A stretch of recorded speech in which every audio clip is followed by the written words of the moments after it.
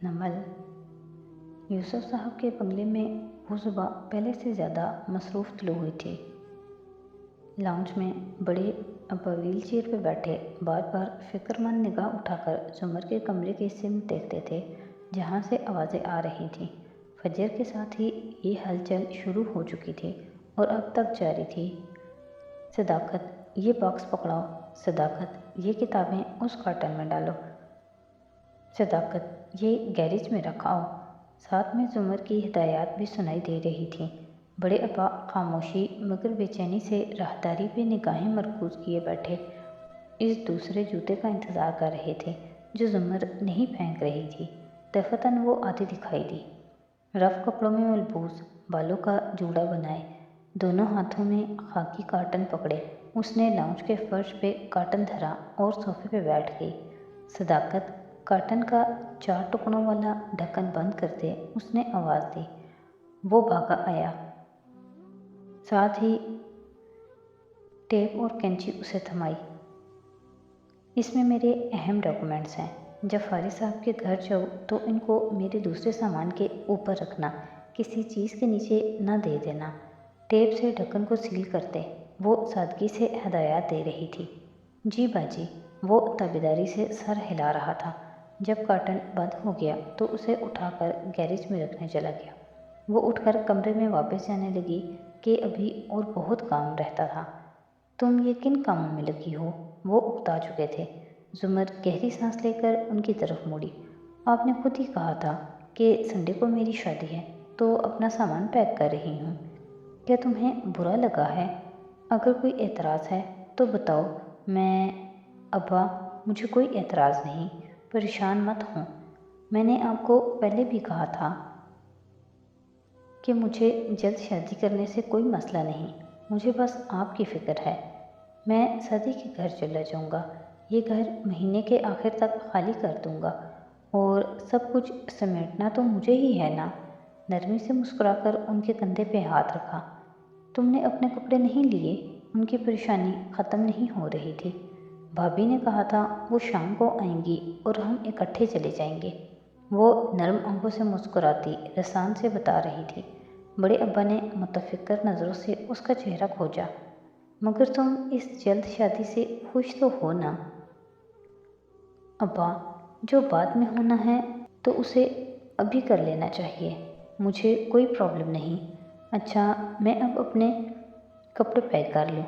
उनकी तसल्ली करवाकर वो आस्तीन फोल्ड करती राहदारी में आगे चलती गई। अब्बा ने बस सर हिला दिया। वो कमरे में आई और खुले सूटकेस को देखा जिसके साथ हैंगर्स में टंगे कपड़े पड़े थे। उसने उनको हैंगर से उतारकर तह करना शुरू किया। तभी राहदारी में कदमों की आवाज़ आई। सदाकत, ये जो शॉपर्स हैं इनको मसरूफ़ अंदाज में कहते हुए उसने सर उठाया तो यकदम मुंजमद हो गई। चौखट में सदाकत खड़ा था, सर झुका था, ज़रा शर्माता, ज़रा हिचकिचाता। वो हाथों में खाली लिफाफे में लपेटा हुआ कुछ पकड़ कर खड़ा था। वो बिल्कुल ठहर कर उसे देखने लगी। बाजी, वो जो मेरी चाची आई थी ना उस दिन गांव से, कल वो फिर आई थी। उनको बताया था कि बाजी की शादी होने वाली है। ये वो गांव से लाई थी आपके लिए। वो कदम कदम चलता उनके करीब आया और खाकी लिफाफे में लिपटी शय बढ़ाई। ये जुमर ने उसे थामा और लिफाफा हटा कर देखा। अंदर शीशों और कढ़ाई वाली शॉल थी। हमारे यहाँ जी बेटियों को शादी पे ये ज़रूर दी जाती है, तो मैंने चाची से कहा कि एक बाजी के लिए भी ले आएं। उंगलियां मरोड़कर सर झुकाए शर्मा शर्मा कर सदाकत कह रहा था और जुमर बस हाथ में पकड़ी शॉल को देख रही थी। ये बहुत खूबसूरत है सदाकत। वो बमुश्किल फीका सा मुस्कुराई। चाची को शुक्रिया कहना, मगर तुमने ख्वाह इतना खर्चा किया। मेरी शादी हालत में कोई फंदा सा लगा। कोई आम शादियों की तरह थोड़ी है। पर बाजी, शादी तो एक दफ़ा होती है, जैसे भी हो। उसने कोई फ़लसफ़ा घड़ना चाहा मगर नहीं घड़ पाया, सो जल्दी से शॉपर उठाने लगा। उनको बाहर रखाता हूँ जी। वो चला गया और जुमर खड़ी इस शाल को देख रही थी। آنکھوں میں کرچیاں سی بچ چکی تھیں، تکلیف تھی۔ پھر شال ہاتھوں میں پکڑے وہ ایک دم باہر نکلے۔ راہداری میں وہ ٹھہری۔ ابا ویل چیئر پہ بیٹھے ٹی وی دیکھ رہے تھے۔ ابا، میں یہ شادی نہیں کروں گی، یہ اصلی شادی نہیں ہے، میں صرف اس کو برباد کرنا چاہتی ہوں۔ وہ اتنا ہلکا بڑبڑائی کہ خود کو بھی سنائی نہ دیا۔ ابا تو کافی دور تھے، پھر یکایک انہوں نے گردن موڑی تو دیکھا وہ راہداری میں کھڑی پیکٹ ہاتھوں میں پکڑے انہیں دیکھے جا رہی تھی۔ کوئی بات ہے زمر؟ وہ جی میں سر ہلاتی قریب آئی، ان کے بالکل مقابل آ کھڑی ہوئی۔ کہنے کے لیے ہونٹ کھولے پھر بند کر دیے۔ ابھی فارس کا فون آیا تھا۔ وہ اسے خاموش دیکھ کر خود ہی بتانے لگے۔ اس نے کہا کہ کاردار خاندان میں سے کسی کو شادی پہ نہ بلایا جائے۔ گو کہ میں مسز کاردار کو مدعو کرنا چاہتا تھا، مگر میں نے پھر بھی فارس کی بات مان لی۔ وہ سمجھدار ہے، کچھ سوچ کر ہی کہہ رہا ہوگا۔ آپ نے وجہ نہیں پوچھی؟ زمر کے چہرے کی فکر مندی اور بے چینی اب قدرے ٹھنڈے تاثرات میں ڈھلنے لگی تھی۔ کوئی بھی وجہ ہو، مجھے فارس پہ بھروسہ ہے، وہ غلط فیصلہ کر کے مجھے مایوس نہیں کرے گا۔ تم کچھ کہہ رہی تھیں؟ انہیں دوبارہ خیال آیا کہ وہ ادھر کیوں آ کھڑی ہوئی۔ زمر نے گہری سانس لی۔ جی، میں یہ دکھانے آئی تھی، دیکھیں صداقت کیا لایا ہے میرے لیے، ٹھنڈے نرم انداز میں کہتی وہ پیکٹ کھول کر ان کو دکھانے لگی۔ صداقت اندر آیا تو وہ دونوں شال کھول کر دیکھتے اس پہ تبصرہ کر رہے تھے۔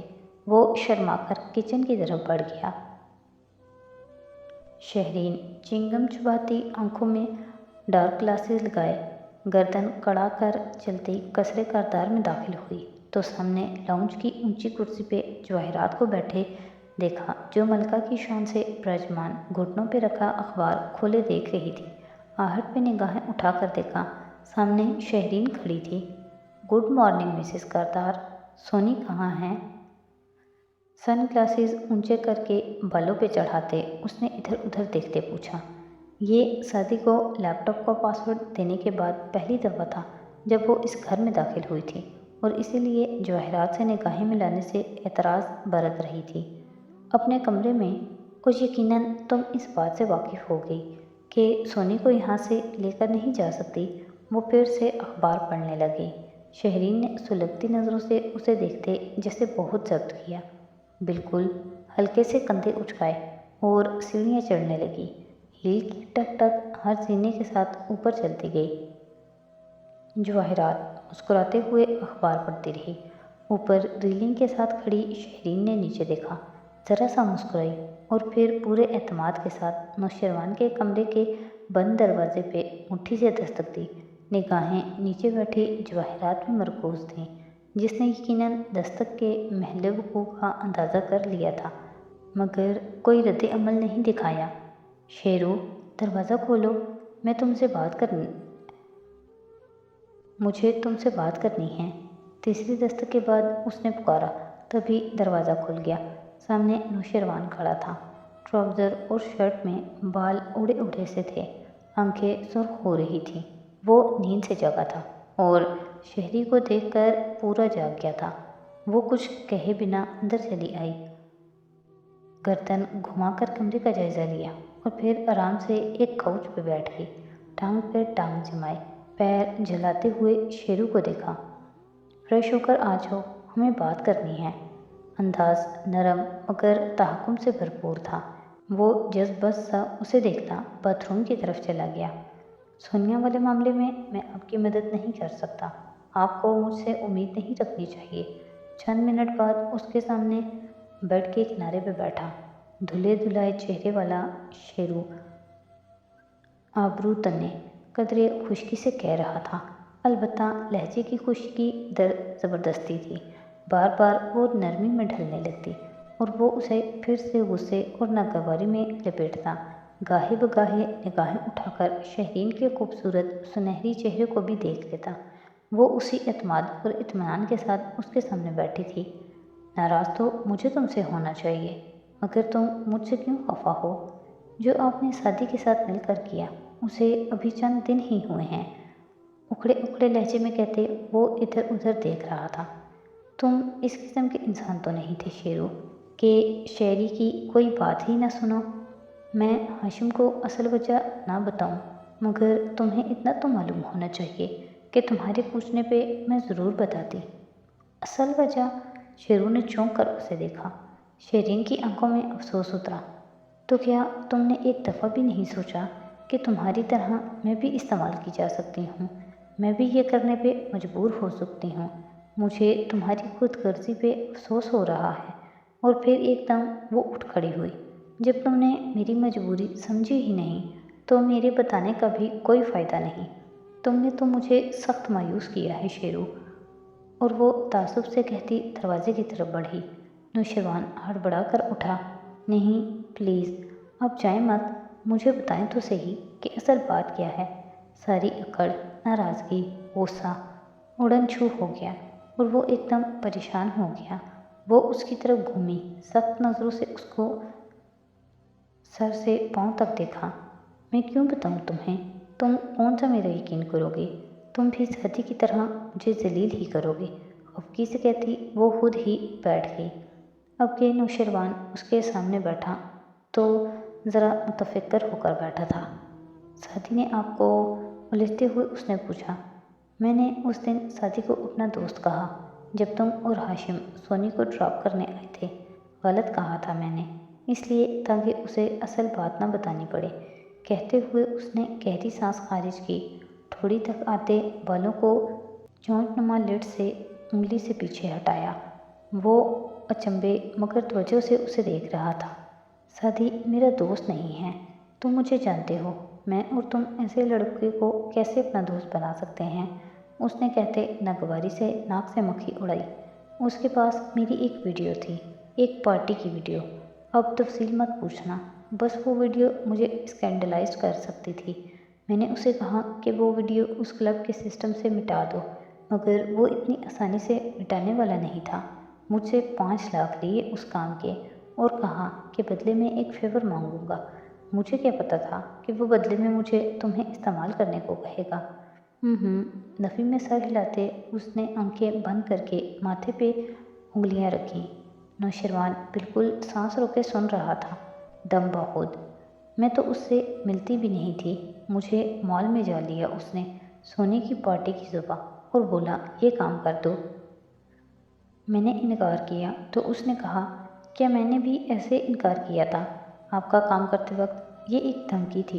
अगर मैं इनकार करूँगी तो मेरी वीडियो लीक करके मेरा स्कैंडल बनवाएगा।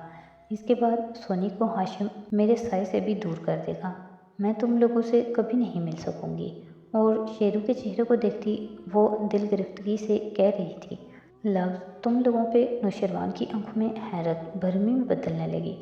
इस बरहम में सादी के लिए नफ़रत और शेरीन के लिए हमदर्दी थी। वो आपको ब्लैकमेल कर रहा था तो मुझे या हाशिम भाई को क्यों नहीं बताया? हस्बे आदत वो भड़क कर आगे हुआ, गोया उठने को तैयार हो।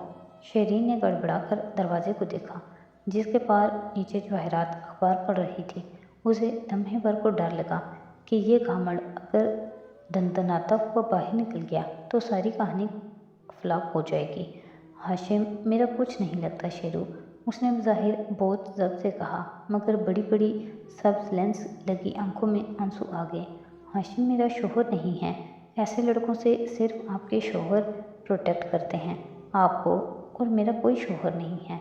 मैं सीने पे उंगली रखकर भराई आवाज़ में बोली, मैं अकेली हूँ, बिल्कुल अकेली। सांस नाक के ज़रिए अंदर खींचा, उंगली से आँख का किनारा साफ किया। मुझे टिश्यू ला दो, मैं पता नहीं क्यों इमोशनल हो रही हूँ। गीली आवाज़ से हंसने की नाकाम कोशिश करते उसने चेहरा परे फेर लिया, गोया आंसू छुपा रही हो। नौशरवान फ़ौरन उठा और बेड साइड टेबल से टिश्यू का बॉक्स उठाकर उसके सामने किया। आप? उसे समझ नहीं आया कि क्या कहे। थैंक यू, उसने आंखें थपथपाकर साफ की और चेहरा उसकी तरफ फेर कर मुस्कुराई। मैं तुमसे हमदर्दी लेने नहीं आई थी, न इसलिए आई हूँ कि तुम हाशिम से सोनिया के लिए बात करो, बल्कि मैं तो कहूँगी कि तुम उससे कोई बात ना करो। मैं तुम्हें मज़ीद तकलीफ़ में नहीं डालना चाहती, बस तुम मेरी तरफ से दिल साफ कर लो।